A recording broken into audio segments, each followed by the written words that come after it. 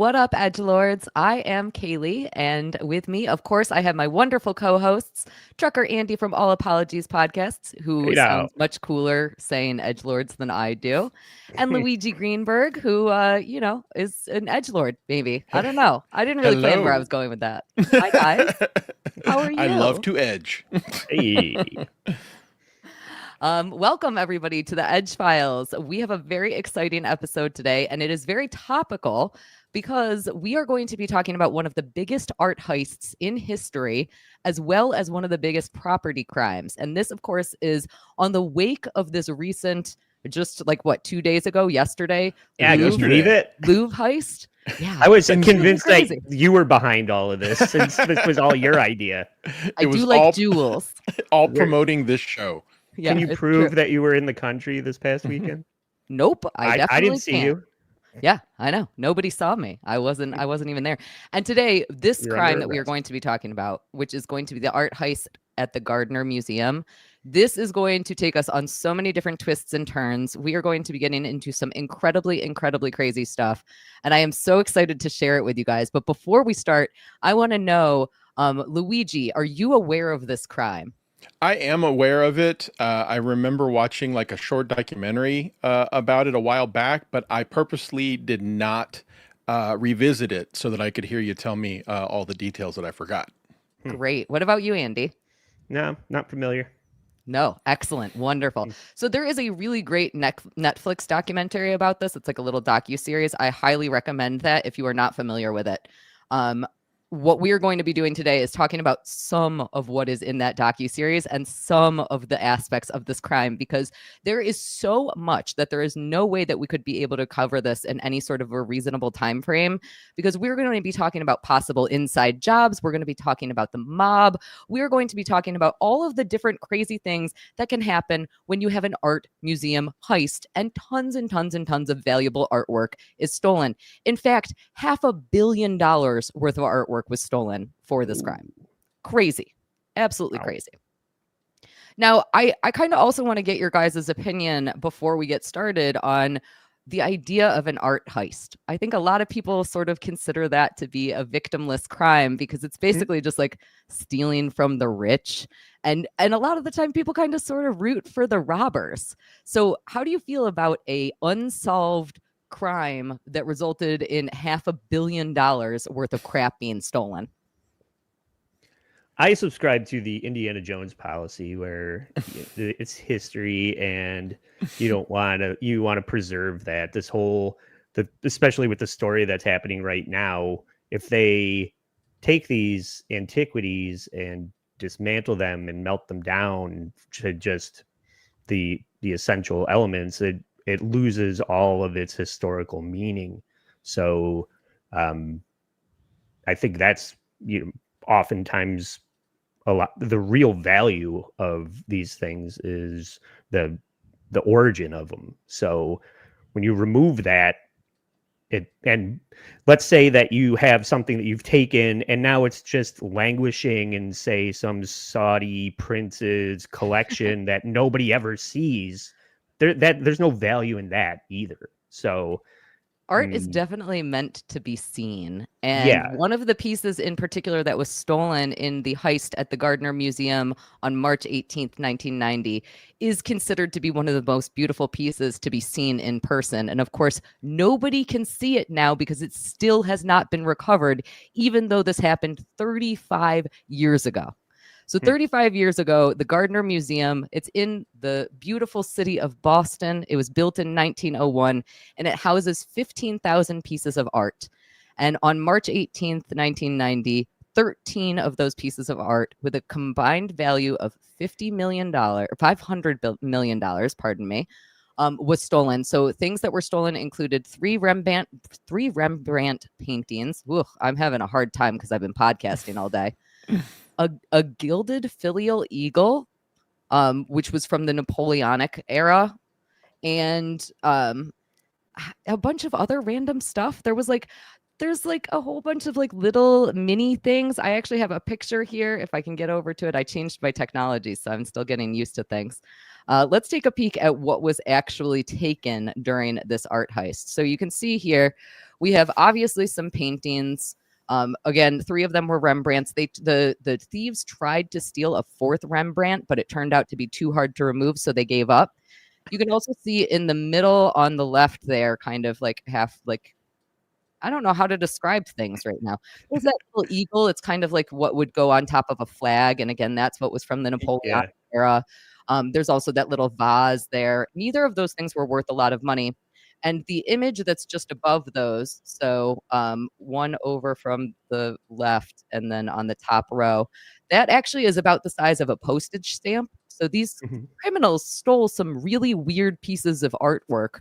And it's kind of like, well, why did you do that? What was your motive? Why would you not take the Michelangelo that was sitting right next to all of these things?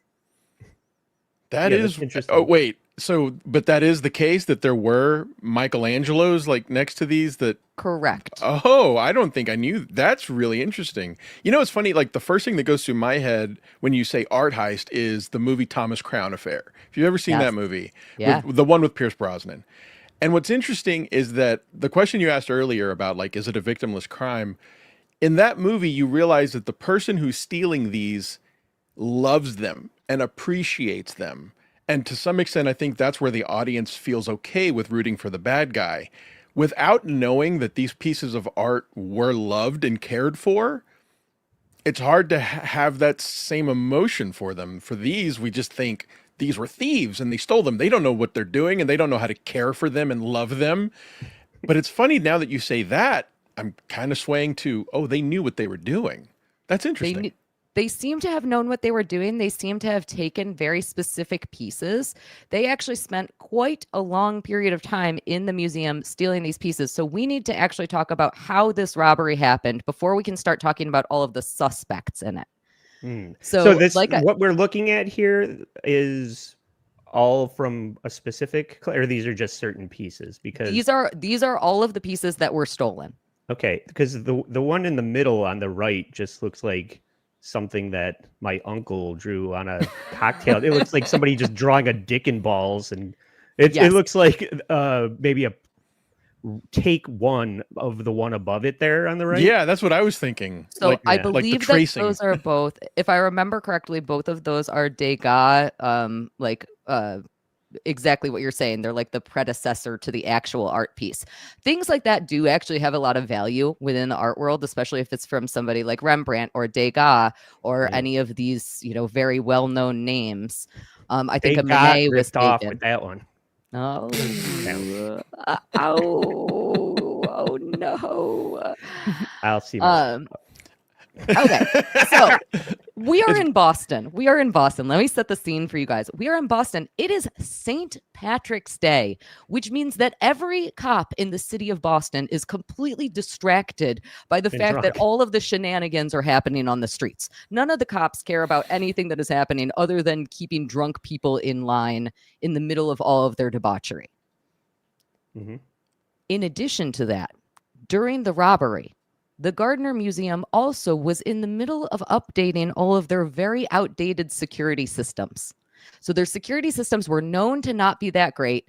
They were known to be, they were known at least by inside people to not be that great. Maybe I should say that.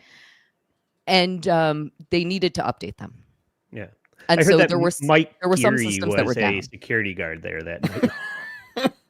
We are about to talk about actually one of the security guards who was there. So let me actually pull up a picture of this security guard who was there. This is going to be Richard Abbott. This is obviously a more recent picture of him. And we begin this crime at 1:24 a.m. during the night shift. Richard Abbott was on guard with another guardsman. So there were 2 people there. And Richard was only 23 years old at the time of this robbery. Now, he was a music school dropout. He was in a rock band. All he did was show up to work stoned and drunk. That was like his big MO. He would go out to a show and then he would show up for his night shift. He claims that on the night of the robbery that he was sober. Wasn't there something to it? Like he was at a concert the night before, something like that, which is how that whole thing about his sobriety got called into question? You do bring up a good point. So the night before he was actually working. However, The night of the robbery, one of the reasons that he takes the actions I'm about to describe is because he was trying to go to a Grateful Dead concert. That's what he it was. really, really, really wanted to make it to that Grateful Dead concert. So we're going to look at actually some of the actions that he took on the night before the crime. But first, we'll talk a little bit more about what exactly he is doing. I want to hear in his own words what he says happened on that night, because obviously we got to hear it straight from the horse's ass. On the security camera that there looked like two cops standing out there. They come to the door, they rang the bell, and they said, Boston police, we got a report of a disturbance on the premises. I buzzed them in. They asked me if I was alone, and I said that no, my partner was off doing a round. The cop turned to me and said, don't I know you? Don't I recognize you? I think there's a warrant out for your arrest. Can you step out from behind the desk? And he sat up against the wall. The guy who was dealing with me was taller and skinny. He was wearing these gold framed, like round glasses, if I remember correctly. And he had a mustache. It looked really greasy. It was probably a fake mustache. And he handcuffed me. Cuffed my partner, very dramatically said, gentlemen, this is a robbery. At least they were polite about it. Very polite. Actually, one of the two criminals who was dressed up in these cops' uniforms kept going and checking on both Richard Abbott and also his partner. So they were tied up, they were put into all of this like duct tape, and they were brought down into the basement of the museum while the robbers were all up in there doing their crimes. So because of that, we actually have tons and tons of funny, they're funny, I'm going to be honest with you, pictures of Abbott himself being all covered in duct tape. So this is him. This is how the cops found him. Isn't that the cover of a Quiet Riot album? Yes, it sure is. So yeah, his whole thing was basically like, I was gonna let these cops in. Two cops came to the door at 1:24 in the morning, and they told me to let them in, and I just did it because, again, I needed to go to that Grateful Dead concert. I didn't want to get in trouble with the cops by not letting them in. Is he a very ECW featherweight champion? Look at that belt. What is he wearing there? I was wondering about the belt too, but also that is some luscious hair. And again, we saw the picture of him that was more recent. His hair stayed that whole time. He's a very fortunate man. Yeah. This looks like Blake from Workaholics. Yes, there you go. I think. Yes. With Troy Polamalu hair. Yeah. When the guy walked in wearing Rob Saul's Shuley glasses, he didn't realize that something was afoot. I would not be happy if I had that much duct tape in my hair. No. Yeah. Taking it off is the worst part. Getting a gun stuck in your back is easy. No, taking that duct tape off, that's the nightmare. Oh God, what absolutely is the horrible. belt? I want to make. What is that? It's a change. It's like he's an ice cream man by day, and that's how he dispenses quarters at the arcade. He's a rock star by day. It looks like a metal fanny pack. It really does. I don't know anything about the belt. I don't think that he's ever talked about the belt. I have not seen anything about the belt. I only want to know about the belt. That's the my God. work of art. I'm so sorry that I failed you guys. I completely failed you guys. Okay, so these two robbers dressed as cops, they end up spending 81 minutes inside the Gardner Museum. Now, to give a little bit of perspective on that, this heist that just happened at the Louvre, the robbers were in there for between 4 and 7 minutes. So these robbers were in there for 81 minutes. And a big part of that is because, again, the security systems were not up to snuff. Now, you heard Abbott describing that the cops lured him out from behind the desk. One of the reasons that they really wanted to do that is because the only button to call the cops, the real cops, not the robber cops, was right behind the desk that he was sitting at. That was the only way that he would have the ability to call the cops. In addition to that, there were tons of other things that were either malfunctioning or were rigged. Because at one point, an alarm that alerts guards that somebody is too close to artwork went off. However, Abbott didn't even hear it, and the robbers end up finding that alarm and smashing it before he's able to do anything. And then removing him from the reach of doing it by saying, come out from behind there. It sounds like they knew exactly that was the only way to actually make the alarm call. Yes, I would agree with that. That was absolutely the only way for him to make an alarm call. I mean, so much of it screams Inside Job. Yeah. And Yes. so much of it parallels the movie Die Hard when And Abbott it's was like the people number one posing as suspect. people are posing as security guards, and they're looking for some incomp that is bad at his job to take advantage of, and they found him. Yes. So at 2:28 a.m., again, about 80 minutes, a little bit more than 80 minutes after they arrived, the robbers return to the security counter. They leave the two guards duct taped in the basement, and they take all of the security tapes and smash them. Witnesses at this point claim that they saw the robbers outside sitting in a red hatchback car. Because it was 1990, so what else would you be driving? Let's be honest. Mm-hmm. Now, Abbott and the other guard are just sitting down in the basement, duct taped. This appears to be relatively easy to get out of. I think we can all kind of agree. But it wasn't until 6:45 a.m., sometime between 6:45 a.m. and 8 a.m., that the two morning shift guards arrived at the museum, and they realized that they couldn't enter. So they called the cops, who then showed up at 8:30, which is when they found Abbott and his co-security guard. And what time? They sat in the basement. They got into the basement at like 1:24-ish a.m. and they sat in there until 8:30 a.m. Very suspicious. Right? I guess. I mean, okay. The other guard, though, are we going to hear from him and hear what his story is? So that's a really good question. There's actually not a lot of record of that other guard. That other guard has really managed to remain anonymous this entire time. I don't know exactly how he was able to do that. I don't know his name. He is not discussed at all in the Netflix docuseries, which is called This Is a Robbery. He just seems to be completely mysterious everywhere. He's a nobody. I don't know. I'm seeing in chat someone asking a very important question. Yes. Did he make the Grateful Dead concert? I don't believe that he did. The poor guy. And not only that, but Jerry Garcia died 5 years later. So he might not have ever had another opportunity. I think 1990 was the 30-year anniversary of the Grateful Dead. So that was probably a really good show. I feel like I've outed myself for liking the Grateful Dead too much.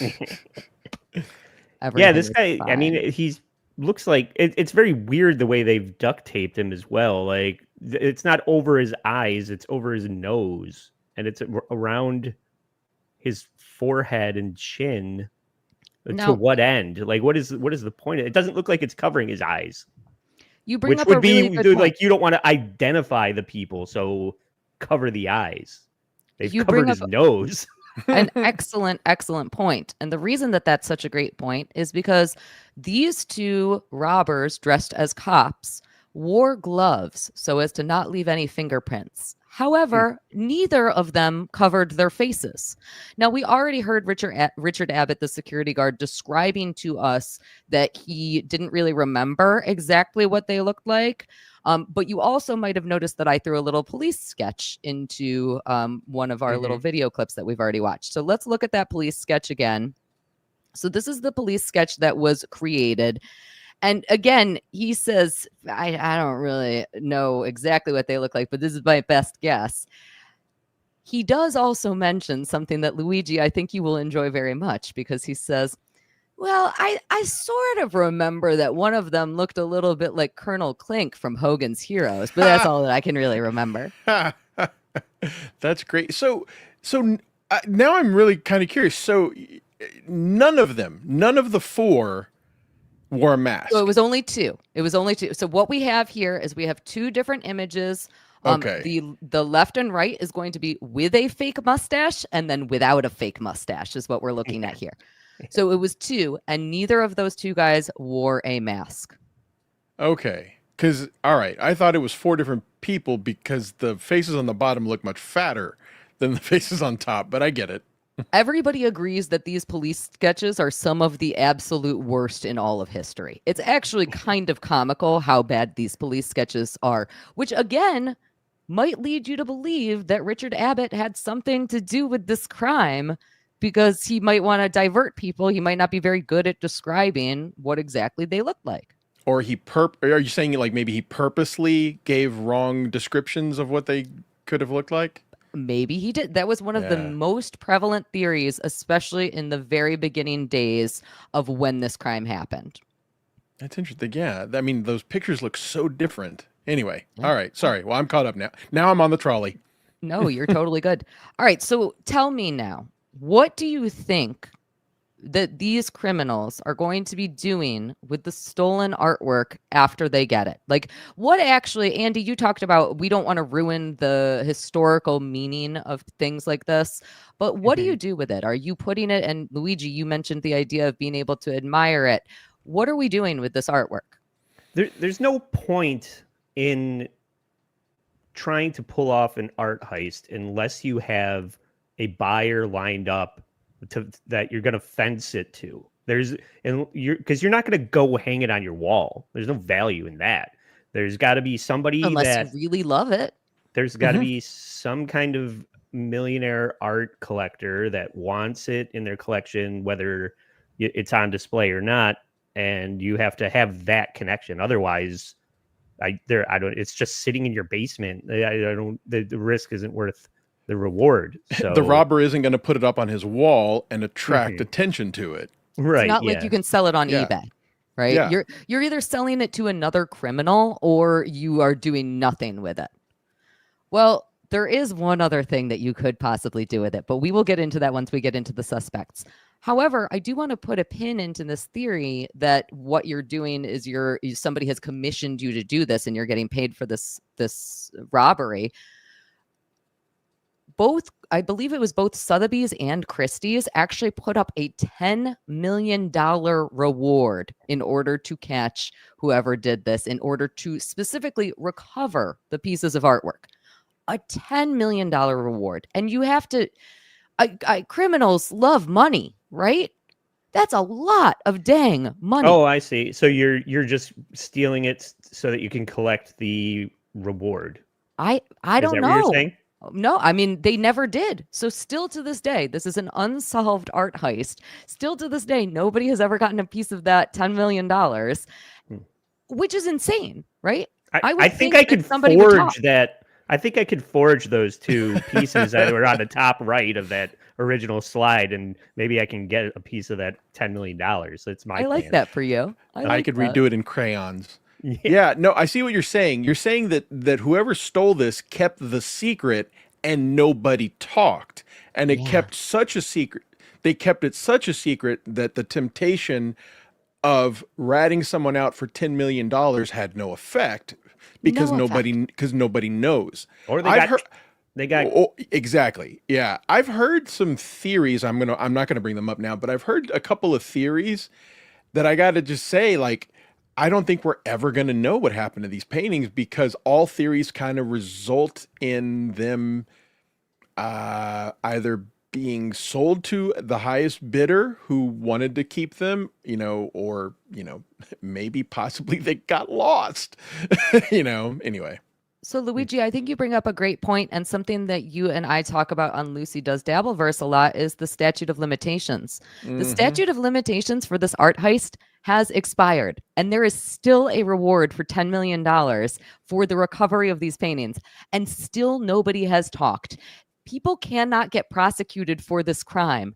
If the paintings are recovered, somebody will likely get a piece of $10 million, and people are still choosing not to talk about it, which is, either choiceful or murked. We're not entirely sure which. Yeah. And we will talk about a lot of people who are dead that are involved in this crime or potentially involved in this crime. It is definitely really interesting to think about the idea that at this point, people cannot be prosecuted for it. And yet we still don't have any answers to what has happened in 1990, 35 years ago. Yeah, it's probably sitting in like Mark Wahlberg's cousin's basement, and it's like these people don't even know what they have. Eventually, there's going to be some garage sale where somebody gets it for a song, and they just don't even realize that. Yeah, they don't realize what they just have. like, yeah, and it's all wicked retarded over there. Yeah. Oh my God. So wicked, dude. Let me tell you. So wicked retarded. I once heard a story about a sculpture that was stolen as a prank, like from a fraternity on a college campus, that was recovered when whoever kept it died, and their grandchild found it in a closet. Yep. Yeah.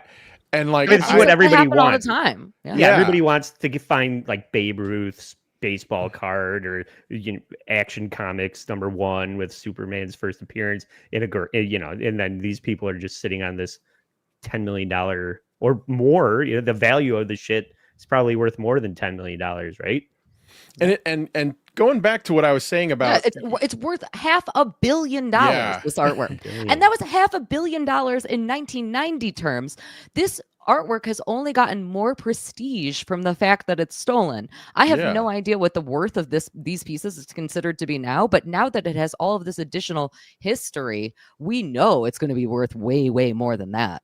Like if these pieces ever were recovered, every single art museum in the entire world would want them, and they would probably go to the Louvre, and then they would probably get stolen from the Louvre, because I think that's what happens this week. I don't know. Yep. But back to what I was saying about, you have to be someone who loves and appreciates art to want to steal it and own it.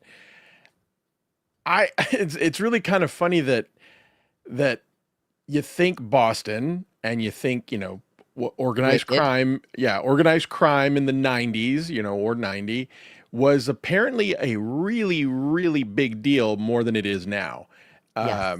And I in my head, the story goes something along the lines of some famous rich person hired goons to get it and backed out of a deal, and the goons didn't know what to do with it, so they just threw it in a dumpster.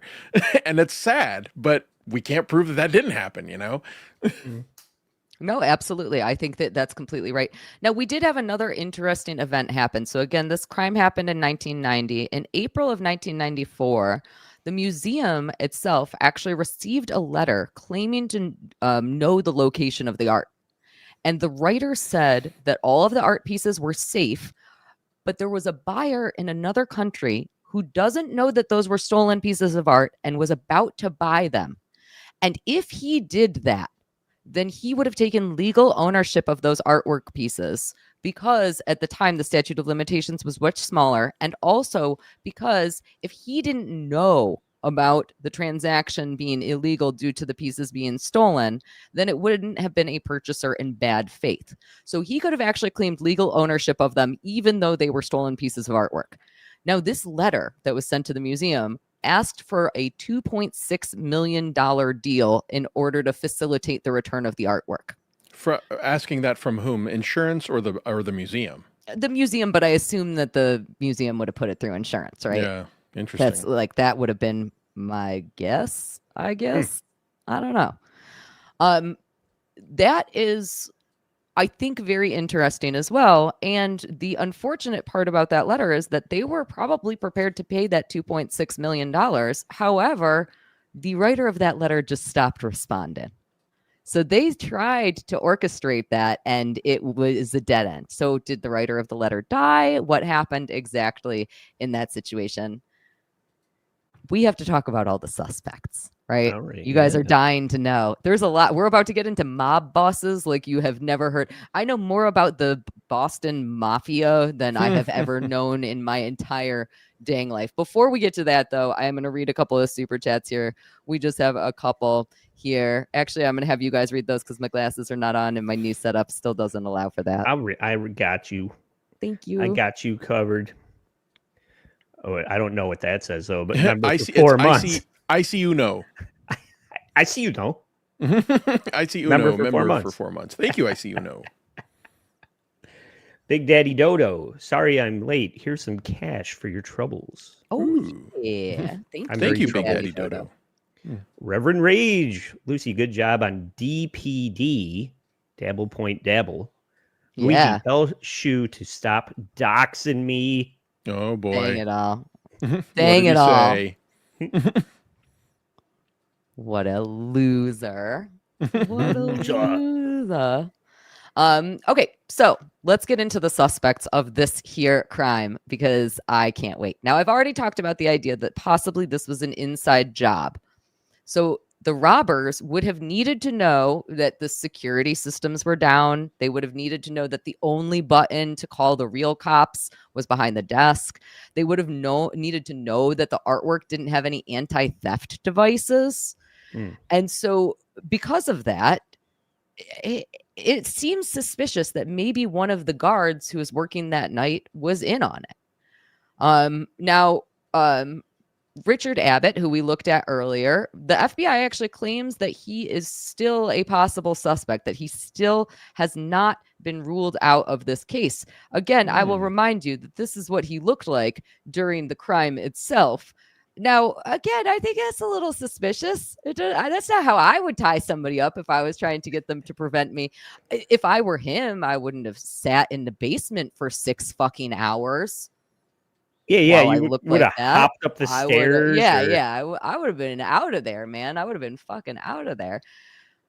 But what is also very, very suspicious about Richard Abbott is that during the time of the robbery on the first floor, the thieves stole a painting. However, the motion sensors never actually went off when they were in that room and stealing that painting. The motion sensors did, however, go off when Abbott was making his rounds shortly before the thieves arrived at the museum. In addition to that... Wait. I'm sorry. Can you back up a little bit there? Yeah. I don't think I understand that. Say it again. Okay. So Richard Abbott made his rounds at the museum. He's security. He's going around. He's checking all the rooms as they do. Right. When he makes the rounds, the motion sensors go off when he walks in those rooms. Okay. Right.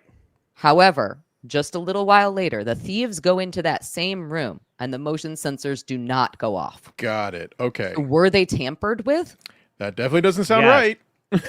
Something sounds a little bit. This is what you do. You're if you're the inside man, which I think it's very clear that this guy is. I mean, there's no evidence of it. Proving it is the tricky part. But you go on you do your rounds and you set it off accidentally, and then you call the security company and go, I think it's on the fritz, I don't know, can you just this is a false alarm. If it happens again, it's probably another false alarm, and you just set the table for an excuse for when something actually happens. Now, Abbott, he was also known to break protocol. So first of all, it was the museum's absolute protocol that he was not supposed to allow anybody into the museum that buzzed in after hours, even if they were police officers. We already went over the fact that he let them in because he really wanted to go to that Grateful Dead concert. So he didn't want to, he didn't want to get in trouble because that would have been bad. And then he might not have been able to make it. But he was also known to break protocol before that. So there was tons of policies, unsurprisingly, that said that nobody who was unauthorized personnel was allowed into the museum. He not only let the police in on the night of the robbery, or who he thought was the police in on the night of the robbery, but in addition to that, he had a New Year's Eve party there a couple of months before this. So he let all of his friends come into the museum and drink and do whatever the heck they wanted to do on New Year's Eve, because why wouldn't you? I heard they kept catching him touching the boobs of the statues too. Oh, hell yeah, baby. He was into it. I've not heard this part. So he, while on the clock, let friends come in and drink booze, like in the office, or like let them walk around. Where the art was. The details of it are a little bit unknown, but I have to assume that on New Year's Eve they're having fun, right? Mm-hmm. Yeah, I guess. I mean, that's a weird one. like He was 23 years old and he was a stoner deadhead. He didn't give a shit about this job. This is something that I will say about Richard Abbott. He seems to be extremely honest. He seems to really not give a fuck about things. He admits that this was not his dream job. He admits that he did not give a fuck about it. He at one point said something like, you can do whatever you want, take whatever artwork you want, because I am not getting paid enough to get hurt right now. I don't give a fuck is basically what he said. And at Fair 23 enough. years old, that's what you say and do.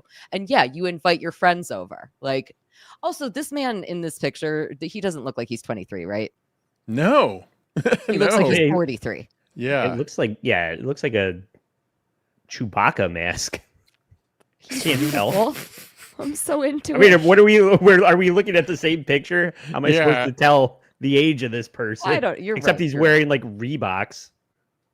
I don't know. He looks. He looks like mankind. I don't know.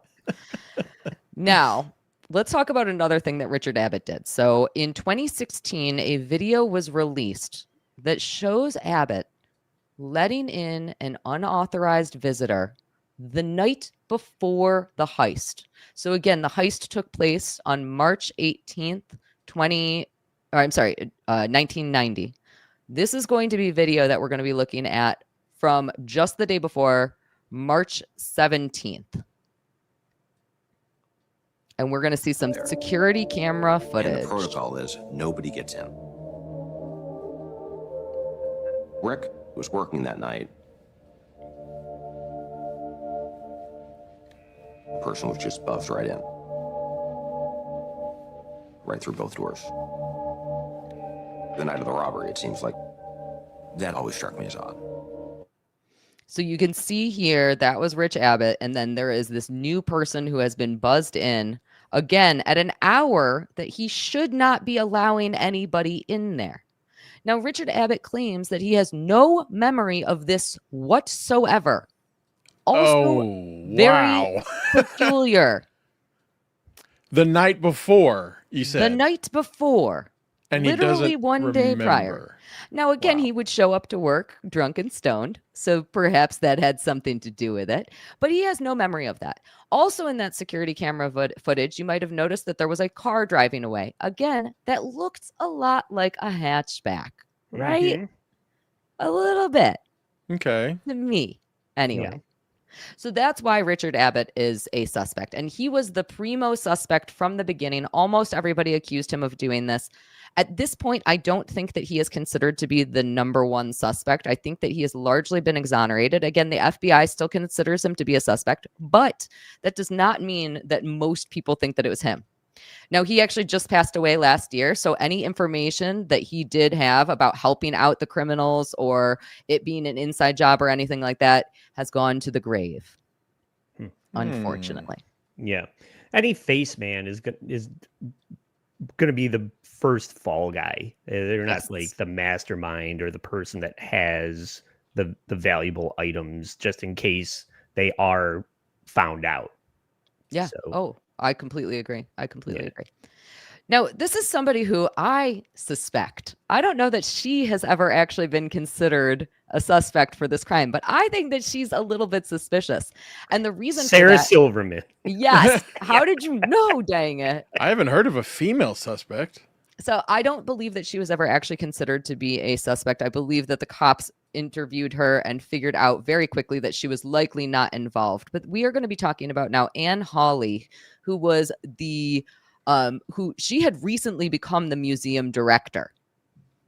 Now, she took some serious heat for all of this, partially because she was a new museum director. But in addition to that, the reason that I think that she seems a little bit suspicious is because she was hired specifically to drum up attention to the museum, because the museum overall was not considered to be anything that great at this time.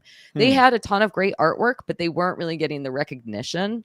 And I think that that's a pretty good motive. Now, again, I don't think she was ever actually considered a suspect. I just think that it's an interesting motive. This is how we can get people interested in our museum, is let's stage a robbery or something like that, right? It's a Yeah. little weird. It's a little weird. So I wanted to show I you don't- guys it doesn't seem like a great marketing strategy. It's like the hometown that Carl and I grew up in, the fire department burned down. So it's like you don't want to be known as the firemen who let their fire hall burn down. You don't want to be the the owner of the museum where the art just walks off the wall. That is stupid. But that is a really crazy story. Also, I don't know that story in Rochester history. I would like to know more about that. I'll tell you all about it. Wait, whet our appetite. I have to say, I do think that this is a little bit different. I think that if what her goal was bad PR for her, but good PR for the museum, I think that would have worked. And the reason that I think that is because the Gardner Museum actually handled having all of these art pieces stolen in a really interesting way, which is that they actually left all of the empty frames up on the wall. They said one day these pieces will return. And so people still go to the Gardner Museum to this day in order to see these empty frames from where the pieces have literally been ripped from history. They were cut out of those frames, right? Like they actually Correct. cut them and the frames stayed. Correct. Got it. So the thieves actually took them out of the frames and then rolled them up more than likely and then took them out with them, and the frames all stayed. And so, again, this has become a part of the history of the Gardner. People probably still to this day would not know the name of the Gardner Museum if it wasn't for this heist.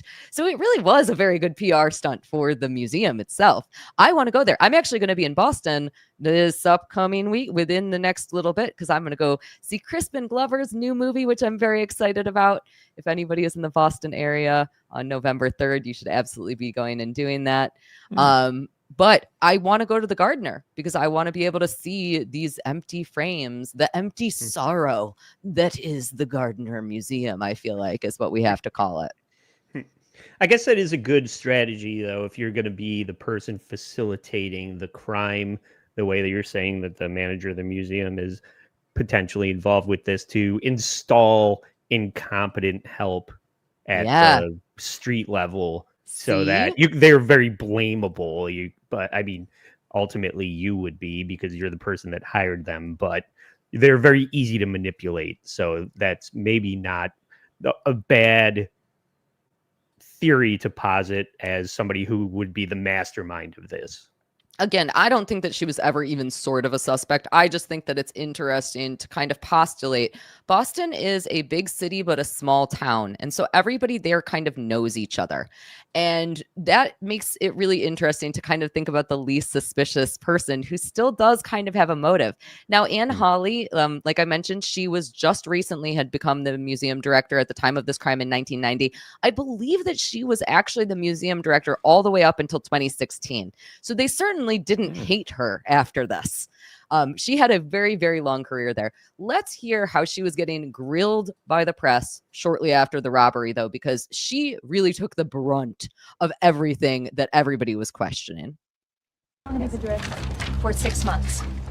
How old were they? I don't know. How long did they work for you? I don't know that. What happened to them? Did you say that the guards screwed up in this thing? Is that your opinion, or are they just taking advantage of it? Well, the FBI is handling all of that. I don't have anything more to say now, but we will continually update you if there is any new information. So those are our inside job kind of suspects. What do you guys think about Anne Hawley? What do you think? You think I'm crazy? Well, no, like I guess one piece of context that would be helpful there is how long after the robbery were those questions asked, or, was that video taken? Because if it's like more than a day, it seems odd that the director is saying, I don't know these, facts or details or how long they've been working there. Because, I mean, I think to anybody, those would be like the first things you want to investigate. And I wouldn't, if it'd been more than a day, I'd feel compelled to say, well, if you don't know, who would know? You're the director. So weird. That's a very good point. And she might have just been diverting at that point, honestly. I wouldn't That's want to true. answer those questions either. She probably was told by a PR firm that contacted them immediately after this, don't fucking say any words whenever the press asks you questions. That's fair. I think That's fair. what's more likely is that whoever arranged this maybe was cutting her in. You know what I mean? It's like you look the other way, maybe you leave a window unlocked. I'm just speculating. But don't you think that if somebody reached out to her for that, like she seems like a nice lady. I think that if somebody reached out to her for that she would have taken that $10 million reward. I would have taken the $10 million. If somebody like gave me a cut of whatever they got, there's no way it's $10 million. So is she as soon alive as somebody tells me, she is still alive, and there are lots and lots of recent interviews with her within that Netflix documentary, which is called This Is a Robbery. That documentary, I can't say enough good things about it. Actually, they were able, again, because Boston is both a big city and a small town, they were able to interview almost everybody who is alive and was involved in this case. Truly incredible. Absolutely. It's so well done, so interesting, makes the entire crime very clear to understand, which is great. It's great. Yeah. But there's a lot of like intimidation and things that can come along with, you say these resumes are going to come across your desk, and if you don't hire these people, then something's going to happen to your family. Kind of scenarios that people will worm their way into the organization. And given we haven't gotten to access. it yet, given one of the main suspects of this, I'm with Andy. Laura, I think that's totally possible. Yes. You know more about this than I do. The mob suspect. Yeah. Very shortly. So before we do that, we're going to hit just a couple more super chats, which again, maybe I can have Andy read for us again. Got it. Let's do it. Carl Finley, 1513, member for 3 months. Thank you, buddy. Jeff Mose, I live down the street from the Gardner Museum. I wish I could have gotten some pics and video of the space for you guys.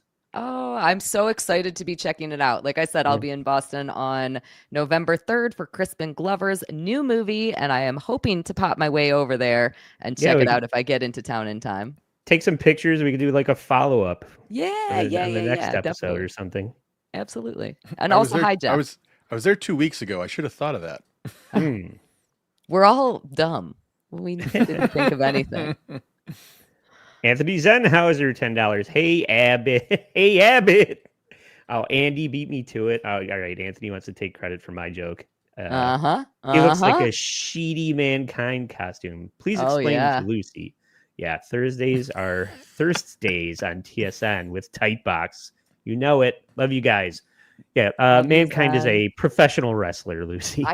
Mick Foley. Motherfucker. Anthony wants me to explain it to you. He was your just dumb here. lady brain doesn't know who Mick Foley is. He was literally just in Rochester. Yep.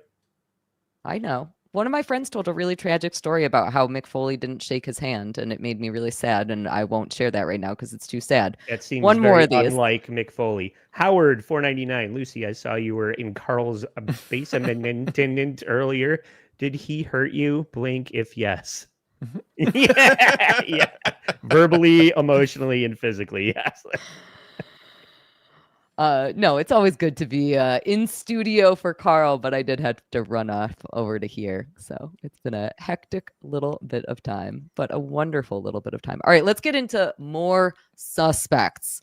Next up, we're going to be talking about Brian McDevitt. So Brian McDevitt, who was he? He was a art thief. He had actually done a very similar robbery to this in the 1980s.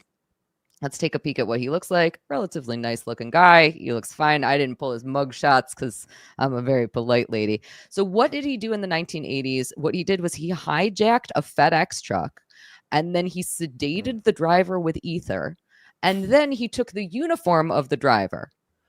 So he planned to do something very similar to this. What he was going to do was he was going to bind the guards with duct tape in order to commit the art heist that he was planning. Very similar, right? We have costumes because in our Gardner Museum case, the robbers were dressed up as cops. Here, he was going to dress up as a FedEx driver. He was going to bind the guards with duct tape. Very, very similar. And then he was planning also to remove all of the art pieces from their frames. He was going to do this at the Hyde Museum, which is in New York. However, his plans got thwarted because he got caught in traffic. So his plot was discovered, and he did end up spending a few months in jail because of his plotting. What a dipshit. I know, total dipshit. Wait, well, Now, then how did he get caught? somebody talked. I don't remember the entire details of it, but somebody did talk about. He had like an accomplice or something, and they. That's amazing. Can you imagine Yeah. the movie Heat, but in the Yeah. very beginning, they get stuck in traffic and can't pull off the heist? Dang it all. Do you imagine like just sitting in the car being like, come on, come on, come on, come on, come on. Like, that's the worst traffic that you've ever experienced in your entire life. I shouldn't have Now- stopped for coffee. So he was questioned about the Gardner Museum heist 2 years after it happened in 1992. And then again, he was questioned in front of a grand jury because at the time of the heist at the Gardner Museum, he only lived a couple of minutes away from it. He was eventually, I guess, exonerated. I don't know that anybody was ever really, truly exonerated in this case. It's more like he just wasn't the number one suspect anymore because other people came up into the picture. Mm-hmm. So Okay. he was one of the main first suspects. And again, I think it's mostly just because of that very, very similar robbery to what happened at the Gardner. Now, the next suspect, you have probably heard this name before. This is going to be Whitey Bulger. I was He- waiting. I didn't want to give this one away. This is the one that I know about. Yes. So he is one of the most famous crime bosses who headed the Winter Hill Gang in Boston. And he is infamous beyond infamous. Mm-hmm. It would make a lot of sense for this gangster to have been involved in such a lucrative crime. Would you agree, Luigi? Yeah, this dude. Okay, so let's put it this way to really kind of summarize what this guy is capable of. If you don't know Whitey Bulger's story, the movie The Departed, Jack Nicholson is based on Whitey Bulger because it was discovered that he would play every angle being a absolute bloodthirsty murderous gangster, but also convincing the FBI that he was an informant in order to foil the plans of his enemies, while also having moles that he had raised and paid in the Boston Police Department to feed him information as well. So basically, he never he never approached a task one direction. So what you said earlier, Andy, about, intimidation, about hiring someone, of course we can't prove it or suggest that it actually happened, but we'll just say it falls in line with Whitey Bulger's tactics. Yeah.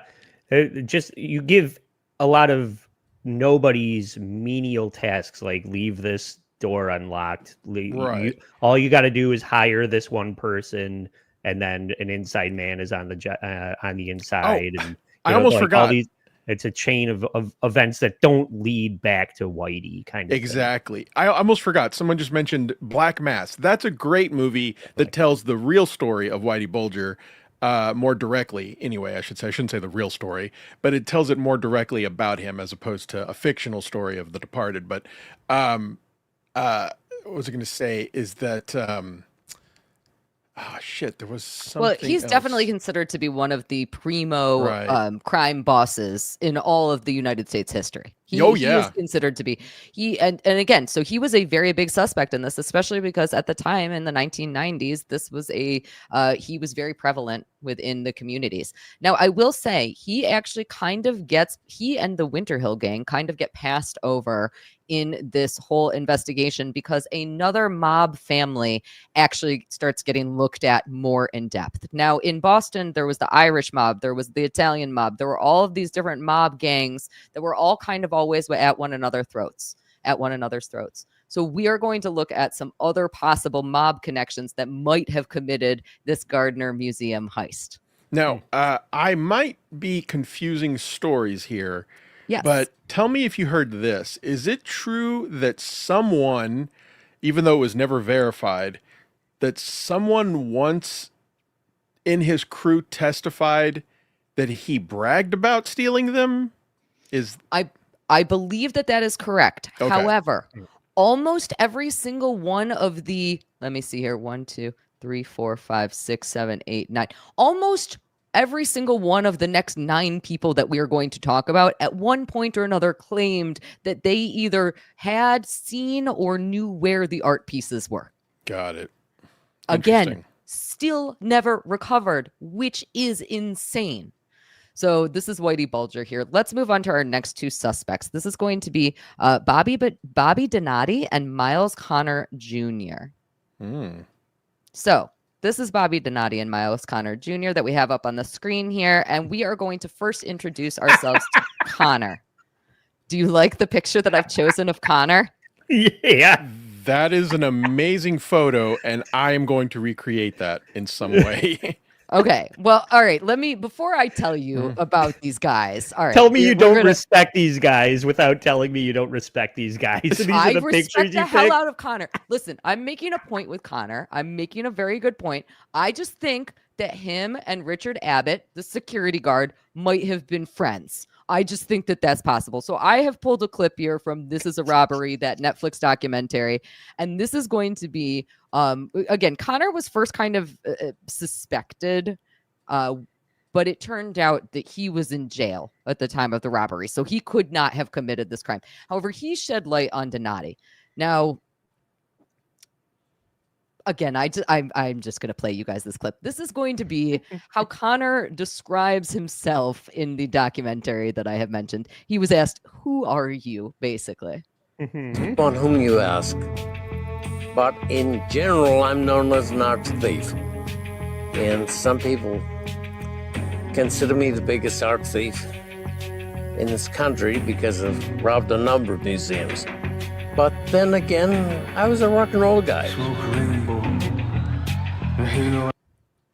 Okay, so that is why I have chosen this picture of Miles Connor Jr., because he's a rock and roll guy, just like Richard Abbott was.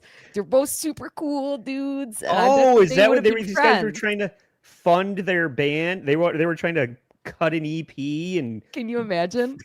go No, on they were trying to tour? hang out with that alligator. Look at that alligator that's hanging out with Miles Alligator Connor Jr. fucking He's so rules. cool. He's so dang cool. Anyway, I think that Miles Connor Jr. seems like a very interesting guy. He does.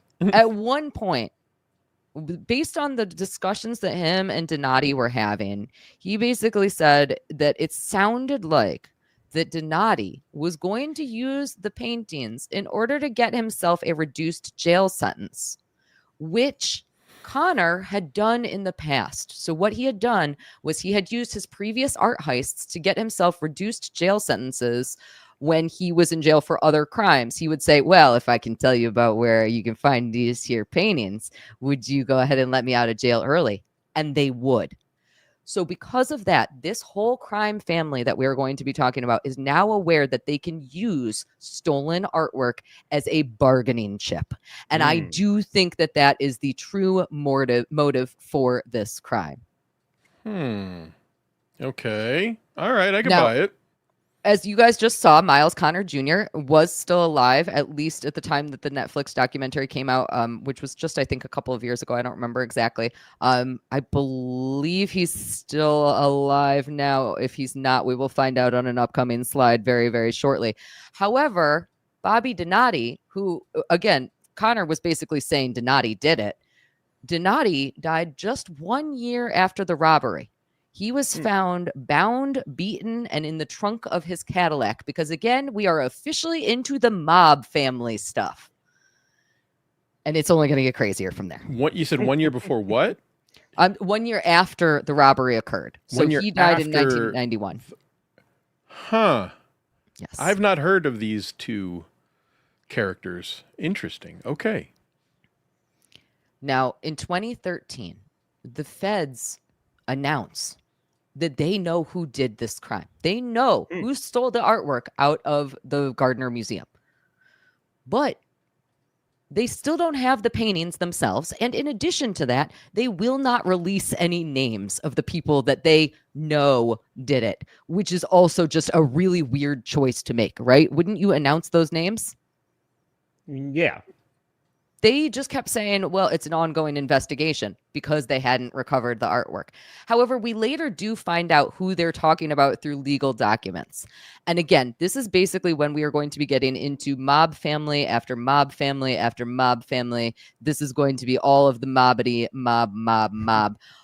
However, almost everybody who allegedly did this robbery has now been whacked. We are about to see a whole bunch of people who are dead. So we are going to be looking at here the members of the Carmelo Merlino gang. And I'm going to describe to you now what the FBI thinks happened. So you'll notice on here that almost everybody is named Bobby. We're going to go with last names. Now we've already talked about Bobby Donati. So Bobby Donati and Bobby Garanti, I think is how you pronounce it. The allegation is that they planned the entire Gardner Museum heist. We have the Donati information that we already have looked at when it comes to the Connor stuff, right?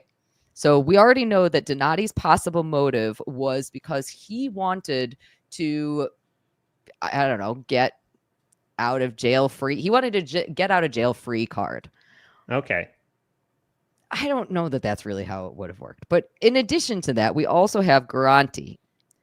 Now, at one point, Garanti dies. I can't see my dates up there. Can you guys tell what? 2004.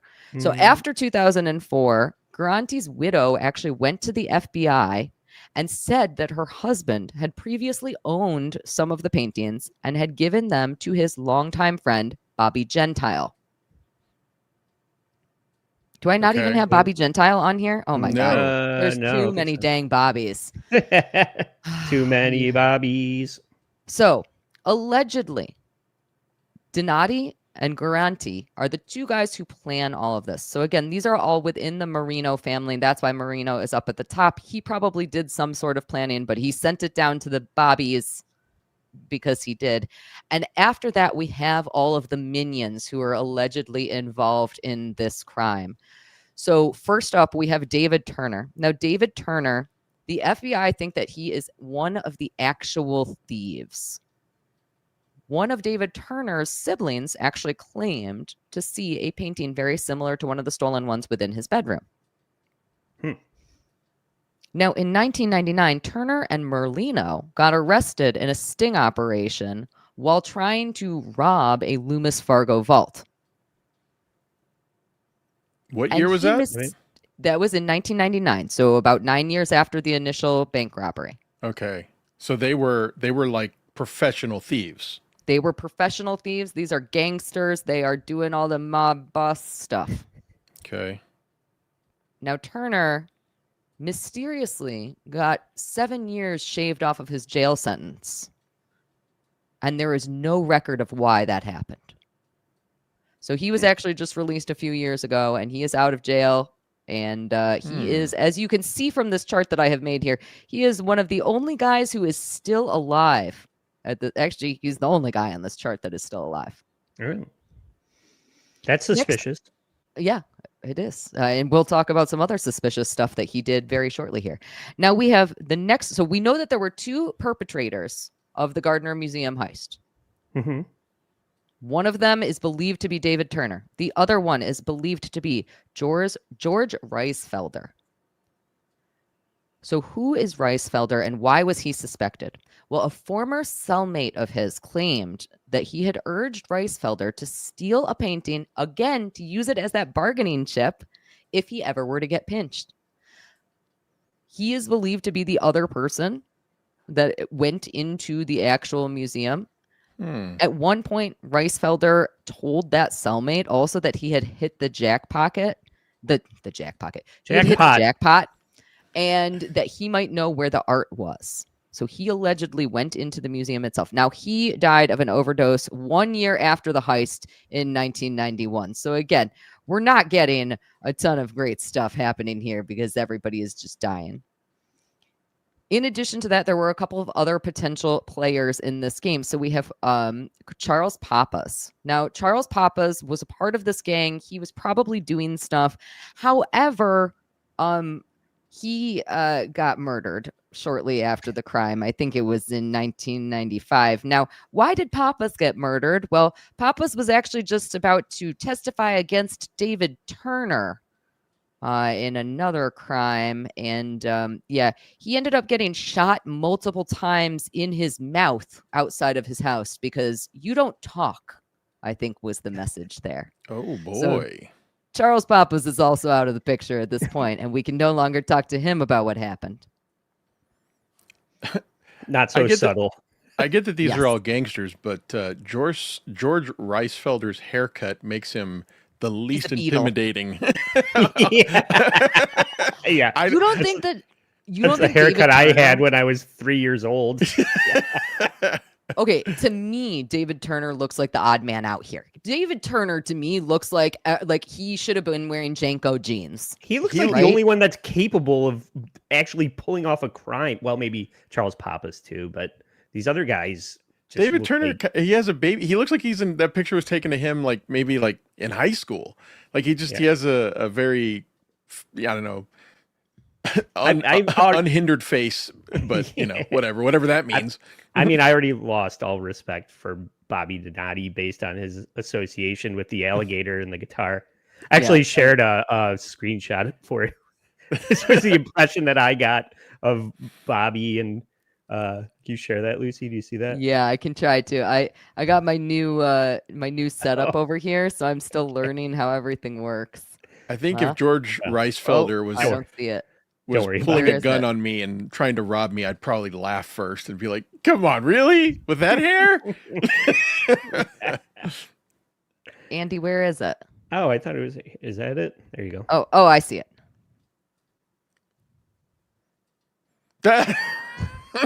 It's beautiful. Featuring I Miles fucking Connor. love it. I love it. I absolutely Chuckle I can't say enough fucks. good things. Yeah. Oh, it's gorgeous. That's great. Sorry Oh. to derail the show. No, I you're worked- perfect. I worked really hard on that. We're actually pretty close to done with talking about all of these guys. Our last guy who is a suspect within this crime is going to be over here, Lenny DiMuzio. So again, he is another person who died. He was murdered also, ? Just a year after the crime. And he was a suspect, again, mostly because of his association with this mobster Merlino, who's up at the top. Now, these guys were all kind of hanging out in the same car shop because that's where mobsters in Boston were all hanging out. So they were all hanging out in there. I think that a lot of what was going on was just everybody was talking and everybody was saying, well, this person stole the art so that they could get their get out of jail free card. And that's kind of why we have this mess of people where who the heck knows what actually happened. It does sound, I mean, of course we don't know, but it does sound a lot like the Lufthansa heist where everybody involved suddenly starts showing up not breathing. Yeah. It does. It really, truly does. Almost all of those people were murdered. Also, I think there was 1 OD and 1 natural causes, which is, again, it's kind of crazy. Also, Andy, I'm wondering if you noticed this. Don't you think that Carmelo Marino, don't you think he kind of looks like Arthur Shawcross? I was going to say Mike Bichetti. Yeah. That also. Funny that you bring that up because that was going to be probably something that I was going to cover for my episode next week. I think I'm going to do a walking tour of Mike Bichetti. Yes, I'm going to walk over to Mike Bichetti's house and have lunch with him, and it's going to be the scariest thing that I ever did.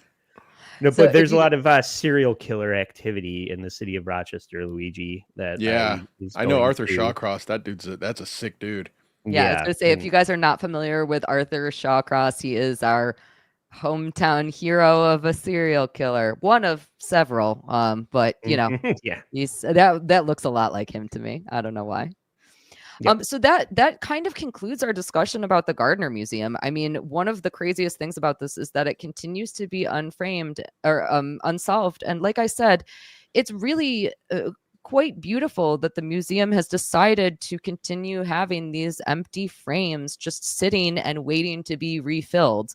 It is extremely unlikely at this point that anybody is ever going to figure out what happened with this, because almost all of the prime suspects are dead. In addition to that, with the statute of limitations having run out, why wouldn't people have already talked at this point if they weren't going to be talking, you know? Yeah, now's the time. Now's Cash the in. time. Now's the dang time. And I do want to emphasize what you're saying. Like if there's somebody out there that knows where these paintings are, like you said, the statute of limitations is run. That means that they can make a phone call to the police, show them where these paintings are, collect $10 million, and not be prosecuted. Yes. Yes. Not have to be punished. They can collect $10 million with no repercussions, and no one's doing that. That's really insane. That's one of the craziest parts of this story. It's completely bonkers. And again, It could be. it's They might sad we be. won't ever know. It might be a Hellfish Bonanza thing, Lucy, where there's I've been thinking about that all day. Maybe there's a player that they're waiting to die. You know what I mean? There's the flying hellfish, baby. yeah. But somebody might, know where it is and just doesn't want to share, or has some kind of concerns, or like I said, the person that knows where the shit is dead, and nobody knows where it is at this point. Yeah. Well, we do have a couple of other art heists to talk about tonight, gentlemen, which I am very, very excited about. We've already mentioned the art heist at the Louvre. I also have another very special surprise coming up after we're done talking a little bit more about that. But for a moment, let's talk about the Louvre again, because just the other day at 9:30 in the morning, just before the Louvre was set to open, a group of thieves broke in, and within 4 to 7 minutes, they stole historic royal jewelry, including Napoleon-era jewels. Now, this is very interesting, especially as we talk about the Gardner Museum heist, because some of the items that were stolen from the Gardner Museum were actually also from the Napoleon era. So this seems to be a very popular item when it comes to heists, or there's just tons of things from that era. I don't actually know enough about art to be able to say that. But what we're looking at now is actually an image from the heist at the Louvre. So what happened was these thieves took a truck that was mounted with a lift, and they broke into a second floor window using power tools. Unlike the Gardner Museum, where the thieves were in the museum for about 81 minutes, these guys were only there between 4 and 7 minutes, and they exited on motorbikes, which is just the craziest scene in the world to me. I cannot wait until there is video footage of that. As of right now, I have not seen any, so I couldn't pull it. But they stole all of this jewelry that was an inestimable amount of money. It had so much historic value that you cannot put a monetary amount to it, which means that technically the Gardner Museum is still, I think, the biggest monetary amount attached to it when it comes to robberies. They tried to steal 9 items from the Louvre. However, they ended up dropping a crown while fleeing. So kind of similar again to the Gardner, where they tried to steal a 14th painting, but they weren't able to get it out. However, this Louvre heist seemed to be a much higher level of organized crime. So probably the mob families. You said 4 to 7 minutes they broke in and broke out and fled. Yep. Without detection. Yeah. Well, I think that they were detected. They just weren't stopped. We don't have all the details on this one yet. So the Louvre was closed for that entire rest of the day so that the cops could come and gather evidence. And I'm sure that we're going to get tons more details. Again, if they were fleeing on motorbikes, we're going to get video footage of that. There is no way that there are not cameras all over outside of the Louvre. We are eventually going to get a whole dang story on that, and it's going to be really interesting, I feel like. So I'm excited. Again, we only talked about that for just a minute. I am really excited to share with you guys another art heist that means a whole bunch to me. I'm really, really, really excited about this one. I am bringing you both to my hometown and Andy's hometown art heist that happened here in Rochester, New York at the Memorial Art Gallery back in early 2021. So let's first check out what happened. Let's find out a little bit about what is going on here. Thank you, Scott. Well, new tonight, an update on that attempted heist at the Memorial Art Gallery. Officials say a person took a work off the wall in the museum and tried to leave. A security ambassador confronted the suspect and secured the artwork, which was not damaged. The suspect has since been located and charged. Andy, do you remember this? No, not really. Oh, I'm even more excited now. I'm so excited. Okay, so Andy was the thief. He's just playing coy. Well, let me. I'm about to ask a question that might play into that a little bit, unfortunately for you, Andy. I think that every single town has a crazy enthusiastic guy that annoys everybody outside of like music venues and bars, and like no matter where you go, this guy is annoying the heck out of you and he won't stop talking. Would you both agree that that's kind of like a common thing within every city? Yes. There used to be a schizophrenic guy that would walk around my neighborhood wearing a tuxedo, Yeah. Okay. screaming at people. I would agree. So, Andy, I'm going to show you this picture, and I'm just wondering if you happen to recognize this guy, because this is a guy who used to hang out all around Rochester, New York. He would go and hang out outside of the Bug Jar. He would hang out outside of Photo City, pretty much anywhere where there was like a local bar or restaurant that had live music or live comedy or some sort of live performances. Can I just point out real quick that right behind him is a bag from a children's furniture store. Did you not notice the pieces of bread in front of him? I did, but that wasn't as impactful as the children. Yeah. I mean, I thought you were going to say this is your house, that you took this picture. So I have a lot of things to comment about. But first, let me see. Andy, do you recognize this guy? Because so he was everywhere in it was like 2019, 2020, and 21. He was outside of every single venue, annoying the heck out of you. This is George Haig. I vividly remember him. He was super, super, super autistic and extremely talkative. And he was like constantly telling these dumb little one-liner jokes and talking about how he was going to start a comedy club. And he had zero concept of personal space. And the only way. We're talking about this guy, right? This guy, George Haig. Sure sounds like somebody else we know. The only way that you could ever get rid of George was to foist him off on somebody else. So he would kind of just like be like, oh, here's this other person that you can talk to, and then make them suffer through it.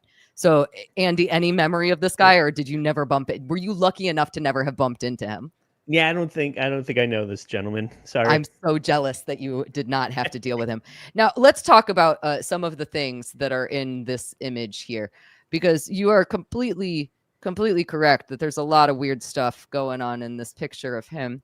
This, of course, is our art thief. This is the guy who went into the Memorial Art Gallery, and he tries to steal a photograph of Andy Warhol taken by Robert Mapplethorpe, which was valued at $60,000. Wow. After he gets immediately caught for doing this, he says, listen, I wasn't trying to steal it. I just picked it up and decided to move it because I thought that it would look better elsewhere. In my bathroom. The feng shui is off in this museum. Now, I'm the obviously, new you can curator. see that he's a man of great taste. I'm going to say a couple of things about this picture. The first thing I'm going to say, Luigi, you noticed that Bye Bye Baby bag in the background there. You'll also notice the cigarettes in the foreground. That's fine. I would say it's relatively uncommon nowadays for people to smoke in their apartments, but whatever. He's got an energy drink over here. In addition to that, he is sitting in his apartment here, what I presume is his apartment, in order to do an interview with a news outlet. And what he has put out for food for them is sliced bread.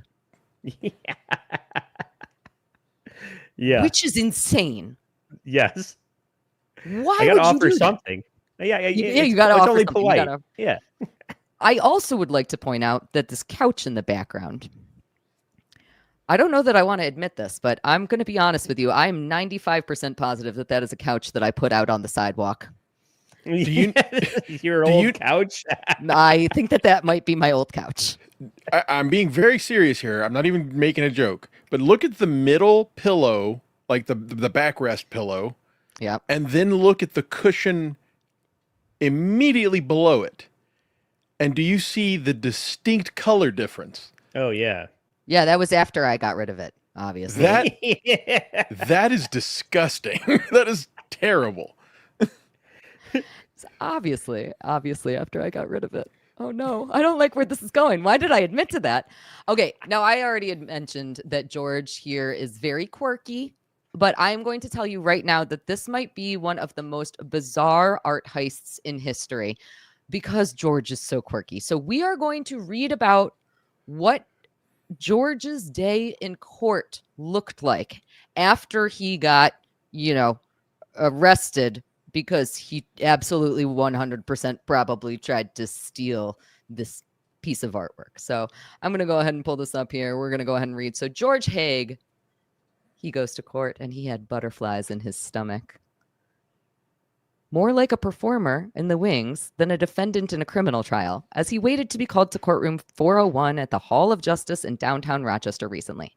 He said, "I'm excited. I feel like I'm on a blind date." He is literally being charged with a felony as he is saying these things. Who the fuck Now, wrote this? This is a news article so this is an actual news article about this insane crime. He had yet to meet his public defender in the flesh and had dressed for the occasion, wearing a brown sport coat over a red knitted vest and a novelty necktie emblazoned with cartoon breasts that he bought at the adult store. Wait a minute. Show world. Wait, ask your questions, Luigi, because there's no good answers. I actually cannot articulate my question.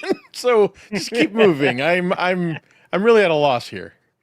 It's only going to get crazier, I will tell you that right now. So you want to make a good impression on the judge. So he had show off some fun he had a great explanation. He said, "I'm a boob." Oh, now I get it. Yeah. When the public defender arrived, he advised Haig to remove the necktie, saying that it wasn't appropriate for his appearance before a Rochester judge. The matter at hand was no laughing matter, but Haig had prepared for his bit and wasn't about to let it go. I insist on wearing the titty tie. I don't care what the judge thinks. Again, Your Honor, I said boob. He is being charged with a felony that carries a maximum penalty of 7 years in prison. And he's like, booby tie, we got this shit. Like, that's his idea. Andy, I'm so sad that you never met him. I really, truly am so sad that you never met him. It's been a long... Oh, you would remember George if you had met George. We'll get into some of his jokes very, very shortly. Oh, so maybe that'll spark a core memory of me meeting this guy. So he was an aspiring comedian, and he had dreamed of opening an old theater that is here in Rochester, New York, up as a comedy club. Now, that old theater has been completely dilapidated for years and years, and the most recent thing that Monroe was... Ave? Yeah, and that was most recently also a sex toy store. So he had high aspirations, I suppose, is what I'm trying to get at here. A homeless person's shooting gallery that in... Yes. Almost 20 years hasn't been operating. He talked about it all the time. Do you know that the screen for the showing movies is actually still in there, and it's one of the oldest screens in the entire United States? It's not usable right now, but that's interesting. Fun facts about Rochester. All right. Anyway, let's continue along with this news article. Let's continue along with this news article. So when the judge calls George, he walks into the courtroom. He pulls the necktie out of his vest and apologizes for being overdressed. The judge, who either never noticed the imprint on his tie or was indifferent to it, told Haig that he looked fine and that they best get the show on the road. The show was to determine whether Haig would accept a plea deal from Monroe County prosecutors in order to move his case to a mental health court, which I think would have been appropriate. I think that we can all already understand that there were maybe some mental health issues going on at this point. Now, everybody involved in this wanted Haig to take that deal. They all said, he's literally wearing boobies on his ties. Please, somebody help him. Even the art museum, which was very aggravated at this. Now, they had no interest in seeing him go to jail for this offense. They said that we do hope that Haig himself avails of the diversion from the criminal justice system to the mental health court that has been offered, because they, again, are probably understanding that that's what he likely needs at this point in time. What do we think? Is he going to take it? Of course not. Why would he? I have to say that maybe the decision has to be made for him. We'll see. So we'll talk about where he's at now after we're done talking about what his court day was like. So he told his lawyer that he refused to go to the mental health court. He was very adamant that that was not for him. And the reason for that was because he said that he wouldn't be able to make the required routine appearances that he would need to report for in order to abide by whatever the heck they were trying to do. So he also insisted that he never actually tried to steal the portrait. He instead just said that he wanted to pick it up, and that when he did, he was inspired to move it. It's funny. Inspired. Yeah, it's funny, I'll be honest, he said. I did think about stealing it, but I decided not to, which is relevant because it's an intent issue. Very smart guy. I forgot to mention how smart he was. So I flipped a coin because I'm a comedian and it's fun. It came up with tails and I made tails. I'll pick it up off the wall. And then you know what? So why did he pick it up off the wall? Well, he answers that question by saying, well, obviously to pick it up off the wall. Honestly, he just wanted to feel what it felt like. Like, I've never done that before, he says. Who doesn't want to pick up a piece of art off the wall in an art museum? Have either of you ever had that urge? No, maybe touch something, but not pick it up and try and move it. Wait to be tackled by a security guard. Yeah, No. right? That's so he, as soon as he picks it up and moves it, the security guard does not say that it ever looked like he was just moving it. He indicates that George was headed towards the door, but that's a whole separate story. Now, did George know that he wasn't supposed to pick up this piece of art? No. It sounds like that might be in question. Yeah. He was trying to stick it under his shirt, so I think he was trying to steal it. And it's a Mapplethorpe. Was it like, did it have a big giant cock on it? It was a photograph of Andy Warhol. So right, but was it Andy Warhol naked? Like, I don't know. I hope so. Andy Warhol is kind of a cock, so yeah, that's true. But Well, Mapplethorpe did some weird shit with cocks. that is very, very true. Okay. Anyway, so, well, my point of that, I'm sorry, I was actually going somewhere with it. My point of that was to simply say is that obviously this person's not well in the head. Maybe they were aroused by a picture and they were trying to steal it without understanding the consequences of what they were doing. And I mean, I'm trying to justify this, but this just sounds like a lunatic. he's a lunatic. He's a lunatic. Like, again, as a person who met this guy on multiple occasions, he is uniquely himself, I think, is what I want to describe him as. And again, we already saw that with the here, please eat this sliced bread that he offered to a reporter. We'll get into some more wacky stuff here. Okay, so in his apartment on the day that this reporter is talking with him, Haig, this is the reporter speaking, Haig spoke at a rapid clip, like a fast-talking voiceover artist reading a legal disclaimer in a radio ad. He snacked on pastrami he had brought home from a meat market. Haig grew up in Pittsford, which is a very rich suburb of Rochester, New York. And then he moved to Los Angeles, where he started performing stand-up comedy, and he felt like he was on to something because he was leaving the audiences in stitches. Now, I mentioned, as I began to tell you guys this story, that he used to tell all these one-liner jokes all the time. There was never a single one that I laughed at ever. Please tell him. However, on the day that he got arrested, he decided that he would tell the deputies at the Monroe County Jail a joke. And this is the joke that left them just cracking up. Why don't ants get the COVID-19? And of course, as the article quotes, the punchline is, they got little antibodies. That's a solid joke. Shut the fuck up and get off this channel. No, that is not a solid joke. No, it's not, but I would laugh at it. Maybe that's a better way of saying it. Like if someone told me that joke, I wouldn't be able to resist giggling at the stupidity of it. Well, you were right in line then with the deputies, because according to Haig, he says, I am joking around with these guys and all the cops behind me are snickering because I'm having fun with this. Now, again, I have met this guy in person. I would not have been having fun with that joke. It's entirely possible that the correct person, Luigi, I think if you told me that joke, I might snicker a little bit. Andy, I wouldn't for you, but I love you anyways. That's just not, this guy was so wacky. He was so wacky and insane that there was no way that anybody found this funny unless they were laughing at him, not with him. The cops were laughing about the cavity search that he was going to have to go through. They were like, nice joke.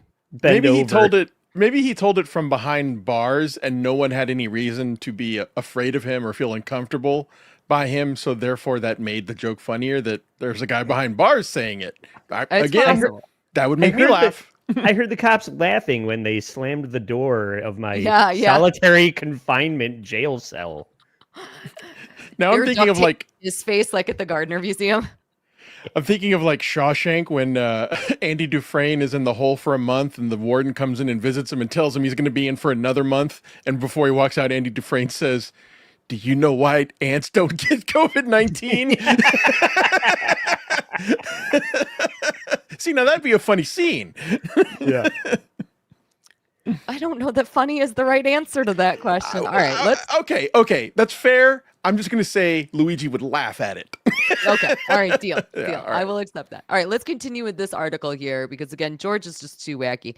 So this is him describing his crime again. He says, I had an incredible artistic moment where I have no idea what I'm going to do. He said, it was great. I'm sitting there with Warhol in my hand. Again, it was a Mapplethorpe. So I walk across the room. He estimated that he was about 100 feet away from the nearest exit when he entered a part of the exhibit that was fashioned to look like a living room that played Warhol television appearances. He says, I see this Andy Warhol TV room and I'm thinking that is so perfect. Just then, a docent walks by me and I held the picture up to him and I said, hey, look, a Mapplethorpe. So then I put it down on the ground in its frame, leaned it up against the Andy Warhol TV room. He said he then walked into the main entrance of the museum, told another officer that he thought the Mapplethorpe portrait looked better on the floor, and then he walked out. Can you imagine being that museum employee? I would be like, I don't know what words you're saying to me right now. I would have no idea. The sheer disconnect from reality and social. It's so bizarre. Yeah, it's the equivalent of going to the zoo and trying to open the cages and let the animals out. You just don't know. You can't control your own compulsions. Yeah, so he's a lunatic. Yeah, there are people in this world that just have no logic or reason for the things that they do, and you just have to accept that. Yeah, it's better on the floor. Okay, you're under arrest. Yeah. He says he wasn't running. He says, I just walked out and then I was done. And then it took them a week and a half to find me. I love that in this. He got away? For a week and a half. And Andy, again, I can't believe that you don't remember this because everybody was like, oh my God, where is the art thief? For a week. And it was all over the news, and everybody in Rochester was dumbfounded by this. The funniest part about that is if you had just put this guy's picture up, like I'm sure that they had security footage of what he looked like. If you had put his picture up, half of Rochester, all of the drunk half of Rochester that goes to bars and nightclubs all the time would have known who this guy was. Because again, we all heard that damn COVID-19 antibodies joke 75 fucking times because he wouldn't shut the fuck up ever. Like we were all running. Okay, now imagine that a guy with a pair of tits on his necktie tells that joke. Now is it funny? No. And he's holding a picture of Andy Warhol's cock. Now is it funny? No, it's not funny. It's absolutely not funny. All right, we're going to talk about just a little bit more about what happened here. So let's finish off this story. So the judge at the end of this hearing told Haig to put his jacket back on. Haig complied, but not before he tugged his necktie free and tossed it into the air. After that, the judge suggested that she would shut down the show until Haig could get his act together. That was when the public defender interjected. So Haig's public defender, who said, we are not going to be able to resolve this matter today. There's absolutely no chance. So they explained that Haig did not want to go to the mental health court and that he was prepared for this case to go to grand jury and from there possibly go to trial. So the judge agreed to that and adjourned the matter. Now Haig, in order to exit, he had to pick up his booby tie off of the courtroom floor, gathered a few stray items that he had left on the gallery, and then he exited saying, "That's a show." And that, my friends, is George Haig, the most bizarre art heist guy. Has there been a trial? So that is a great question. There is extremely little information about what happened to this. I was not able to find out how this was resolved. I am going to guess, this is entirely speculation. I'm going to guess that means that there was some mental health intervention. I think it would be near impossible to not have had that happen. I cannot figure out what happened when it comes to his charges. I cannot figure out if he served any jail time. I cannot figure any of that out. What I do know is almost nothing, actually. I was going to say, I know that he tried to be back in LA. He has claimed, I believe that his LinkedIn right now suggests that he is actually a comic in LA. However, I see no evidence of that. And I think that most comics nowadays do use social media. So the fact that he does not appear to have any social media makes me think that he probably isn't a comic in LA. I can't find a Twitter. I can't find an Instagram. I can't find a Facebook. I can't find posts about upcoming gigs. I can find absolutely nothing. It appears that George Haig has disappeared as quickly as he appeared in Rochester and as quickly as he tried to steal a piece of artwork off of a museum gallery wall. Yeah. Well, what you did mention is that he had roots in Pittsford, and people that live in Pittsford tend to wield a certain amount of influence in town. So maybe somebody pulled some strings for this guy and they just spirited him away to somewhere where he could cause problems for somebody else. Yes. A lower profile situation. Yes. Yeah. So that covers one of the most bizarre art heists, as well as one of the most expensive art heists, as well as the most recent art heist. So we have gotten into so much art thievery. I don't know what word to use there. We've talked about it all. It's been absolutely incredible, right? I think that we might have at least one more super chat here. So we will go ahead and hit that right now. And Andy, I will have you give me a read on that. And then we'll talk about what we're doing next time. Dwyer Christian, Jack Pocket, the hot meal in a pocket. I am never misspeaking ever again, but also yum. Sounds great to me. All right. So Andy, you already kind of gave us a little bit of a teaser about what we are going to be talking about on our next episode of the Edge Files, but please tell everybody again what we are going to be talking about and when we are going to be doing that. Yeah, I think let's see, when did we decide? It would probably mid-November, right? I think it's on the calendar for, I'm looking right now. Wait. November 10th. The 10th? Okay. Yep. So everybody mark your calendars for November 10th. And I alluded to the fact that Rochester has a very sinister history from there's many stories, and I am going to visit some historical landmarks of the true crime nature. And Cayley already brought up Arthur Shaw Cross, and I have a specific knowledge of Arthur Shaw Cross's stomping grounds.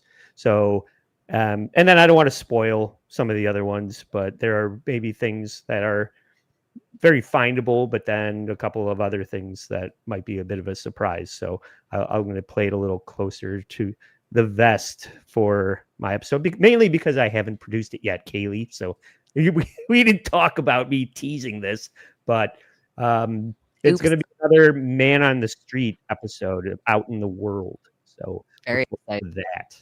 And Andy, where can everybody find you? Yeah, please find me at allapologiespodcast.com. That'll direct you to everything that we have going on with our episodes. We just did a little a look at Alec Baldwin's Fender Bender, among other things. And I have the Scott Pilgrim versus the World, All the Right Moves, Edgar Wright filmography episode coming up with producer Chris on Wednesday. So please tune into that, or go support All Apologies Podcast at Patreon at bit.ly/stay sorry. Yay! And your Luigi coverage, Greenberg. your coverage over Edgar Wright has really been great. I just really want to commend. But and you contributed, Cayley. Those were great episodes, and I have to admit, I'm not a big fan of Scott Pilgrim versus the World, even though I believe everything before that is a masterpiece. But your description of it actually made me appreciate it in a little bit of a different light. So. Well, I will concede that I was very drunk when I recorded that. So a lot of it is just me going, I love this. I love it. I love this. We got drinks before you and producer Chris did that. I forgot. Oh, you guys are dumb. Huh? And then I just went on and on and on about how much I love Scott Pilgrim. So you might as well take that all in, because it doesn't get better from there. I'll say that about the movies that are going to follow Scott Pilgrim. So I like Baby Driver. That was a good one. I do too. Yeah. I mean, I'm a huge Kevin Spacey fan. Yeah, that's why you love it so much. Mm-hmm. Yeah. No, I mean, I like them all, but I'm just saying in the spectrum of Edgar Wright films, I'm hoping he's going to turn it around with The Running Man coming out on November 14th. That does look pretty good. Yes. Interesting. What about you, Luigi? What do you got to plug? Yeah, please check me out, Luigi Greenberg on YouTube. We just did a show on Friday. My show is Skeptical Robot. We did a show on Friday about the Great Canadian Maple Syrup Heist. If you don't know about it, it's way more interesting than it sounds. There is a lot to it, but think of like what we've talked about tonight. Imagine like Ocean's 11. But instead of stealing art or money, a bunch of people realized the value of stealing maple syrup, which was 20 times the price per pound of crude oil. And not a single person was harmed. Not a single person was threatened in stealing $18.7 million of maple syrup in drum barrels. It's an amazing story. And these people were really intelligent, and it never even got discovered until a year later. All right, enough of that. But yes, check me out, Pop_Electrico on X. That's all I got right now. Yes, we're putting the unboxing shows on Hack Ride Studios channel on hiatus for right now. Hopefully I will have some news about that soon. And I will actually be having Luigi joining me again soon, because Luigi is going to be hanging out with me for another Lucy Does Dabbleverse on October 27th, which is a Monday. We are going to be joined by the absolutely wonderful Anthony Zenhauser, and we are going to be talking about some of the less relevant facts within the LOL suit. I'm also going to be doing a couple of other Lucy Does Dabble verses coming up too. I have the wonderful Carl Heberger joining me to talk about stupid Aaron Imholt and his most recent legal battles. That will be on Friday, October 24th. So lots Some of news today about that. Yeah. Oh, I don't even know it yet. I'm behind. Oh, you don't? Oh, no. Patrick Melton announced that his Aaron's continuances were denied, or his motions for continuances were denied. And so I believe it's this Friday. Nix is going to move forward, and Patrick is going to get a date for his hearing. Okay, cool. Well, that'll be a very exciting episode then. I said shit because that means I have so much work to do. Anyways, thank you guys so much for listening to this wonderful tale of art heists. And it was super fun to present this to everybody. I really enjoyed it. And we will see you again for the next episode of Edge Files on November 10th. We cannot wait until then. So thank you so much. And bye, we will see y'all soon. Yay.